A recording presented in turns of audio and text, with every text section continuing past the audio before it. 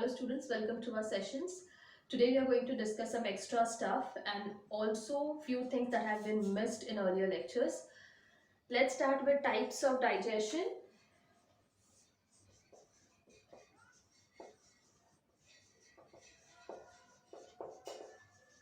We have total 3 types of digestion. One is intracellular, one is extracellular, which is also called as intercellular digestion.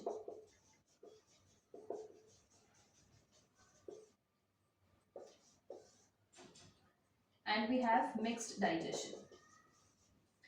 थोड़ा आपको नाम से एक अंदाजा आ गया होगा, जो आपका इंट्रासेल्यूलर है वो सेल के अंदर होगा and that is very much common in amoeba. Let's say अगर ये अमीबा का स्ट्रक्चर है and you have a food particle outside, okay, this is the nucleus. तो ये टेम्पररी फूड लाइक प्रोसेस बनाता है जिसको हम स्यूडोपोडिया कहते हैं, करेक्ट, लाइक दिस. और इसी से वो फूड पार्टिकल को एनगल्फ कर लेगा,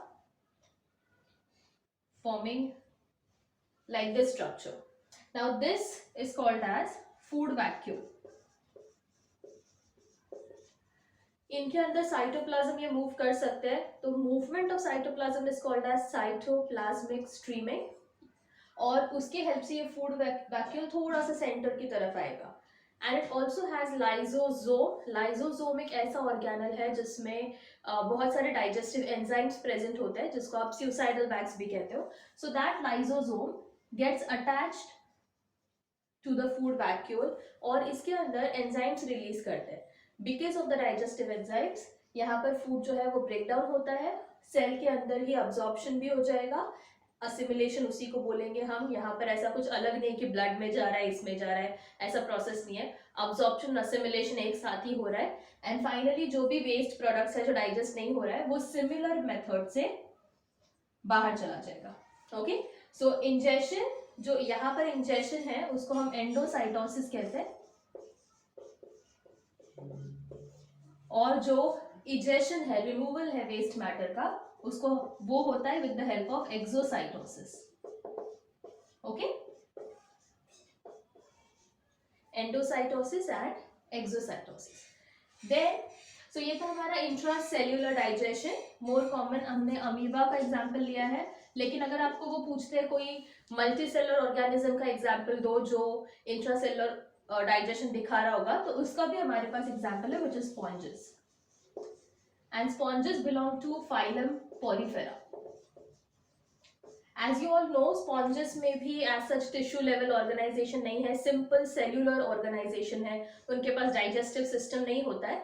So directly ये भी filter feeders होते हैं जिनमें water से ही छोटे छोटे जो micro particles है वो अंदर आते हैं और cell का part बनते हैं. बाकी पूरा process इन्हीं की तरह है. The difference is only कि इसके पास एक ही cell है और sponges is a multicellular organism. That's it.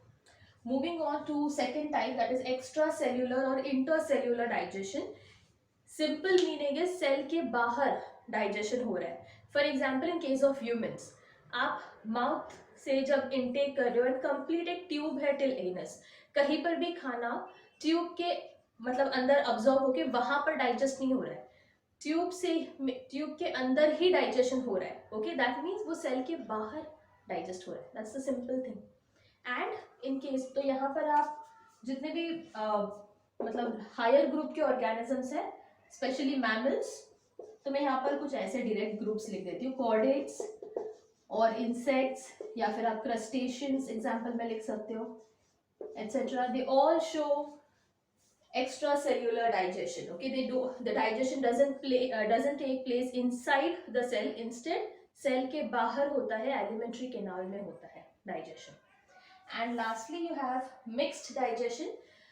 Coelenterate का example आप इसमें लिख सकते हो. Coelenterate is a name of phylum और इसमें आप Hydra as an example डाल सकते हो. इनमें क्या है, जो digestive tract है उनके, let's say if this is the digestive tract, तो इनके ये जो cells है ये कुछ enzymes secrete करते हैं directly over here. तो अगर ये एंजाइम्स यहाँ पर सीक्रेट कर रहे हैं, मतलब हमारी तरह एक्ट कर रहे हैं, और यहाँ पर फूड डाइजेस्ट हो रहा है, लेकिन फूड यहाँ पर कंप्लीटली डाइजेस्ट नहीं होता है, दैट मीन्स जो इनकम्प्लीटली डाइजेस्टेड फूड है वो यहाँ से ये अब्सॉर्ब करेंगे, और यहाँ पर साइड में जो सेल्स होंगे वो उसको कंप्लीट डाइजेशन करते हैं. So this is mix type of digestion, wherein आधा जो डाइजेशन है वो इंट्रासेल्यूलर डाइजेशन हो रहा है, और आधा जो है वो एक्स्ट्रा सेल्यूलर. जो यहाँ पर हो रहा है दैट इज एक्स्ट्रा, जो अंदर जाके हो रहा है that is intracellular digestion. Is that clear? Note down कर लो इसको फटाफट.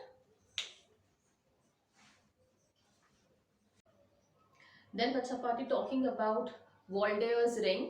मैंने आपको उस दिन भी बताया था कि टॉन्सिल्स जो है एक रिंग लाइक स्ट्रक्चर फॉर्म करते हैं हमारे बकल कैविटी के थोड़े से बैक साइड में. ओके, उसको हम वॉल्डेयर्स रिंग कहते हैं.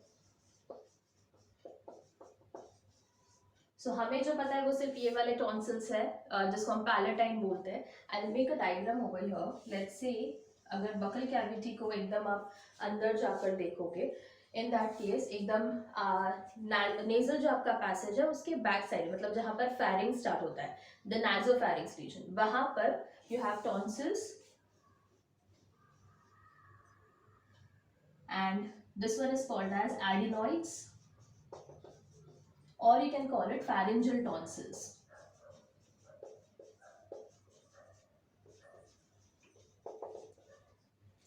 Then consider this as your eustachian tube. Over here you have tubal tonsils. Okay, then obviously ये वाले आपके, मैं इसको ऐसे बना देती हूँ, these are your palatine tonsils. और मैंने आपको इवन टंग के ऊपर पीछे के साइड में दिखाया था, एकदम यहाँ पर नहीं है, पीछे साइड में है. So I'll write over here. That's your lingual tonsils. इसमें पैलेटाइन को sometimes they write down it as facial tonsils. Same thing, facial नहीं है वो, facial tonsils. Okay, so Waldeur's ring consists of 4 types of tonsils. You have adenoids or pharyngeal tonsils, you have tubal tonsils, palatine tonsils and lingual tonsils. Tonsils जो है ये आपके lymphatic tissue का important part है. It's not actually a part of digestive system, it is part of lymphatic tissue. और lymphatic tissue जो है वो बहुत ज़्यादा अमाउंट में lymphocytes को स्टोर करके रखते हैं. These lymphocytes play a very important role in your immunity system. आपके बॉडी को जो डिफेंस मैकेनिज्म है उसमें ये बहुत ज़्यादा सपोर्ट करता है. फॉर एग्जाम्पल जब आप कोई खाना खा रहे हो, कितने माइक्रोब्स, कितने जर्म्स अंदर जा रहे होंगे. Similarly when you are even breathing in, तब भी बहुत सारे माइक्रोब्स जा रहे होंगे. तो एक फर्स्ट लाइन की तरह वहीं पर उनको रोकना, वहीं पर उनके ऊपर एक्ट करना, ओके, वो काम आपके टॉन्सिल्स का होता है. सो आप मैं यहाँ पर लिख देती हूँ, इट हेल्प्स और इट प्रोवाइड्स इम्यूनिटी, या फिर आप लिख सकते हो defence, because it stores many lymphocytes. और ये lymphocytes ही antibodies वगैरह बनाते हैं ना, इसीलिए. Apart from this, एक चीज जो मेरी कहनी रह गई थी, आपका हमने लेबियल फ्रेन्यूलम किया था जो कि आपके लोअर लिप्स जो है उसको और जॉ को कनेक्ट करता है. सिमिलरली आपके टंग और नीचे का जो फ्लोर पार्ट है उसके वहां पर भी एक ट्रांसपेरेंट फोल्ड है, and that fold is called as lingual frenulum. जब भी कोई टंग से रिलेटेड बात आती है तो हम हमेशा लिंगुअल ये वर्ड यूज करते हैं. तो आप याद रखो, लिंगुआ जो है, this term is specially for tongue. Tongue को हम लिंगुआ भी कहते हैं. That's why lingual frenulum is the attachment that is present between your tongue and the floor of your buccal cavity. Okay, इसके अलावा एक इंटरेस्टिंग फैक्ट ये है, आपके जो डॉग्स होते हैं उनके टंग पे ही स्वेट ग्लैंड्स होते हैं. तो आपने देखा होगा जब अगर वो थक कर आते हैं तो वो जनरली पैंट करते हैं तो अपना मुंह खोल कर करते हैं, बिकॉज टंग पर स्वेट ग्लैंड्स प्रेजेंट होते हैं. एंड जब मैंने आपको टंग का डायग्राम दिखाया था तो I have shown you sulcus terminalis, जो टंग को ओरल और फैरेंजियल पार्ट में डिवाइड करता है. तो यहाँ पर एक डिप्रेशन प्रेजेंट होता है, and that depression is called as foramen cecum. foramen cecum क्या है? आपका थायराइड ग्लैंड जो है वो एक्चुअली यहाँ से ओरिजिनेट हुआ है एम्ब्रियो में, ओके, जो फीटल स्टेज में होता है ना तभी फोरामेन सीकम से ओरिजिनेट होता है। एंड एक डक्ट होती है जो उसको डिसेंड डाउन करती है, मतलब उसको नीचे ले आती है into your neck region, and the name of that duct is, I write down here, can call it thyroglossal duct, या कहीं कहीं पर you will find this term thyroid diverticulum. Okay, so with the help of thyroglossal duct और thyroid diverticulum, वो जो thyroid gland है जो पहले आपके फोरामेन सीकम के पास होता है वो डिसेंड डाउन होता है, और जैसे ही एम्ब्रियो ग्रो होने लगता है तो वो जो है कवर अप हो जाता है, लेकिन एक छोटा सा डिप्रेशन वहां पर रह जाता है। So you can say it's a remnant of thyroglossal duct, okay, that foramen caecum is the remnant, remnant मतलब remaining part of thyroglossal duct. Is that clear? तो ये हमें एक्चुअली दिखाता है कहाँ पर आपका थायराइड ग्लैंड इमर्ज हुआ है या ओरिजिनेट हुआ है। Is that clear? या फटाफट नोट डाउन कर लो, हम आगे का देखते हैं तुरंत। Okay, then let's talk about classification of teeth.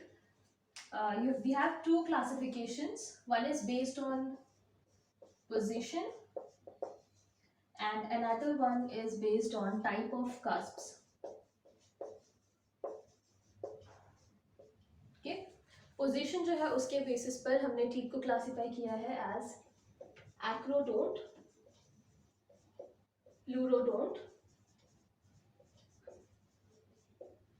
And thecodont. Thecodont हमने पहले भी टर्म सुना है in case of human dentition.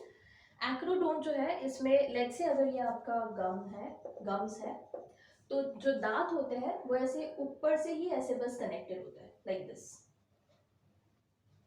Okay, तो ये आसानी से टूट भी सकते हैं, यस और नो, या, and this type of dentition is lot more common in fish और amphibians, even in case of reptiles. Okay, and next is pleurodont. तो जनरली पॉलीफायोडोंट और प्लूरोडोंट में कंफ्यूज हो जाता है क्योंकि पॉली मतलब भी मैनी होता है और प्लूरो समझते हैं, PLU नहीं लिखा है, PLEU लिखा है ना, तो इसलिए डिफरेंस है। पॉलीफायोडोंट मतलब बहुत बार दांत गिरते हैं वापस आते हैं, गिरते वापस आते हैं, and this is different. Pleurodont is when let's say if this is gum, तो लैटरल सरफेस पे, मैं इसको ऐसे बना देती हूँ, यहां पर ऐसे टीथ अरेंज होते हैं लैटरल सरफेस पे, ओके। ये कैसा है, एम्बेडेड नहीं है, सिर्फ ऊपर की तरफ है। एंड प्लूरोडोंट में अगर आपके ये गम्स है तो ऐसे साइड में दांत लगा हुआ है, ओके। सो प्लूरोडोंट लैटरल साइड पे टीथ अटैच्ड है गम के या जॉ के। So this is in case of fangs of snake. Fangs मतलब आई होप आपको पता होगा, अगर स्नेक मतलब मुंह खोलता है तो आपको ऊपर कुछ ऐसे पॉइंटेड स्ट्रक्चर्स दिखते हैं, मतलब टीथ दिखते हैं उनके, उनको फैंग्स बोलते हैं। तो वो जो पार्ट है वो ऐसे ही होते हैं प्रेजेंट, ओके, गम्स होते हैं और ये साइड में उनके ऐसे teeth, like if suppose this is your gum, ऐसे टीथ होता है अटैच लैटरल सरफेस पे। And thecodont is human, obviously human के केस में कैसा है, आपका जो जॉ है वो सॉकेट की तरह एक्ट करेगा और उसमें प्रॉपरली एम्बेडेड होंगे। It will be in either this form और it will be in case of in this form, sorry, okay, ऐसे इसमें होगा या ऐसे इसमें होगा। तो दिस ह्यूमन ही आप एग्जांपल लिख सकते हो, है ना। Moving on to another classification that is based on type of cusps. तो पहले कस्प क्या है वो समझ लो। अब जैसे मैंने यहाँ पर एक टीथ बनाया ना, टूथ बनाया, तो इसका ये जो रेस्ड पोर्शन है, इस रेस्ड पोर्शन को ही हम कस्प बोलते हैं। और उसका अरेंजमेंट अलग ऑर्गेनिजम्स में अलग अलग दिखाई देगा, even in case of mammals. और generally whenever we are talking about cusp, हम प्री मोलार्स और मोलार्स की बात कर रहे होते हैं, लेकिन ज्यादा स्पेसिफिकली हम मोलार्स की बात कर रहे हैं, ओके। सो कस्प्स या फिर ये जो क्लासिफिकेशन है वो specially we are talking for molars. So over here we have bunodont type of teeth, we have lophodont type of teeth, we have selenodont type of teeth, and secodont type of teeth. जो bunodont है उसमें जो molars है उसके ऊपर के जो कस्प्स है वो ब्लंट है या फिर आप बोल सकते हो राउंडेड है। और ऐसे ब्लंट या राउंडेड कस्प्स ज्यादा कॉमन है इन केस ऑफ ओमनीवोर्स। हम भी ओमनीवोर्स है, correct, and therefore we also have bunodont molars.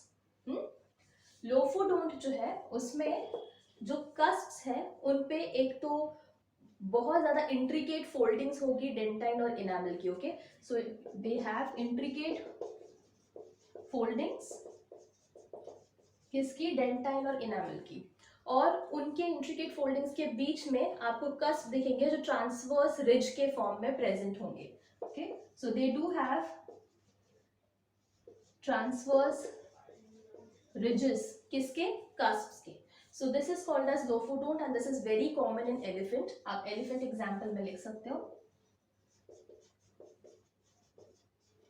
मैंने आपको इसके बारे में, आई होप आपको याद होगा, टस्क के बारे में बताया था, जो कि अपर इंसिजर्स होते हैं जो थ्रू आउट द लाइफ बढ़ते जाते हैं। बट आपको याद रखना है, हम लोफोडोंट अगर पूछते हैं कि किस एलिफेंट में कौन से टीथ पर होता है, तो प्री मोलार्स और मोलार्स पे होता है और ज्यादा मोलार्स पे होता है। Then you have selenodont. ये जो है इसमें लेट्स से अगर ये मोलार है तो ऐसे क्रीसेंट शेप का, क्रीसेंट मतलब मून जैसा, ओके, तो क्रीसेंट शेप के कस्प प्रेजेंट होंगे and this is called as crescent shaped cusp is called as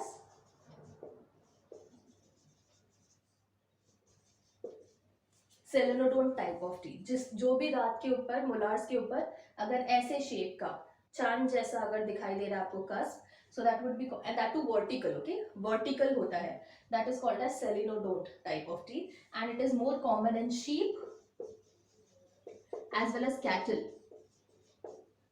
Okay, and then finally we have cecodont type of teeth. इसमें pointed cusps होते हैं and pointed cusps obviously किसमें common होगा, हम canines की बात नहीं कर रहे हैं, cusps की बात कर रहे हैं। so this is also present on molars itself. अब let's say अगर ये molar है तो अगर आप इसको ऊपर से देखते हो तो ऐसे pointed cusps रहेंगे present, okay, and this is more common in carnivores. उनको ज्यादा जरूरत है ना पॉइंटेड होने की, क्योंकि उनको फ्लैश फाड़ना होता है, टेयर करना होता है, that's why. So based on position we have acrodont, pleurodont and thecodont. Teeth का प्रॉपर अरेंजमेंट कैसा है, कहाँ पर प्रेजेंट है teeth, if it is properly on the upper surface लेकिन एम्बेड हुआ नहीं है तो एक्रोडोंट, अगर लैटरल सर्फेस से अटैच्ड है तो प्लूरोडोंट, अगर सॉकेट में वो फिक्स्ड हो चुका है then thecodont. And in case of type of cusps, अगर कस्प एकदम राउंड ब्लंट है तो bunodont, if they have transverse ridges of cusps तो लोफोडोंट, क्रीसेंट शेप का है तो सेलेनोडोंट, और अगर पॉइंटेड कस्प्स है तो secodont. This is the classification of teeth. और एक मैंने आपको पहले बता दिया था, monophyodont, diphyodont and polyphyodont. Depending on एक सेट ऑफ टीथ है, दो सेट ऑफ टीथ है, या गिरते हैं वापस आते, मतलब मेनी सेट्स ऑफ टीथ है। ये फटाफट आप लिख लो और मैं आपको थोड़ा सा एक्स्ट्रा बता दूंगी तुरंत। इफ यू रिमेंबर, इनेमल और डेंटाइन के बारे में बताया था, जहां पर इनेमल जो है वो अमेलोब्लास्ट सेल से बनता है और डेंटाइन जो है हमारा ओडोंटोब्लास्ट सेल से बनता है। तो वहां पर एक और एक्स्ट्रा चीज थी, इनेमल जो है वो एक्टोडर्मल है ओरिजिन में। इफ यू रिमेंबर, मैंने आपको बताया था कि अगर एक पार्ट किसी और जर्माइनल एपिथेलियम से बना है और दूसरा पार्ट उसी स्ट्रक्चर का किसी और पार्ट से बना है तो वो बहुत इंपॉर्टेंट क्वेश्चन होता है। Okay, so enamel is ectodermal in origin, whereas dentine जो है वो मेसोडर्मल है इन ओरिजिन। ओके, मेसोडर्म से बनता है डेंटाइन, एक्टोडर्म से इनेमल बनता है, and your enamel is the hardest substance of your body. Okay, enamel is the hardest substance of your body. सबसे ज्यादा mammals के केस में number of teeth ज्यादा किसमें है, horse and pig। इनका जो dental formula है that is 3143 by 3143. This is obviously for the upper jaw. आप लोअर जॉ भी कैलकुलेट करना, मुझे कमेंट सेक्शन में बताना टोटल आपको कितने टीथ प्रेजेंट है horse and pigment. These are the largest number of teeth in case of mammals. Okay बच्चा पार्टी, मैं आपको थोड़ी देर में क्वेश्चंस दिखाई देंगे आपको. वो क्वेश्चंस आप घर पे खुद ट्राई करना, और अगर आपको नहीं समझ आ रहा है तो आप कमेंट सेक्शन में मुझे ज़रूर बताना. Okay, bye bye everyone, have a good day.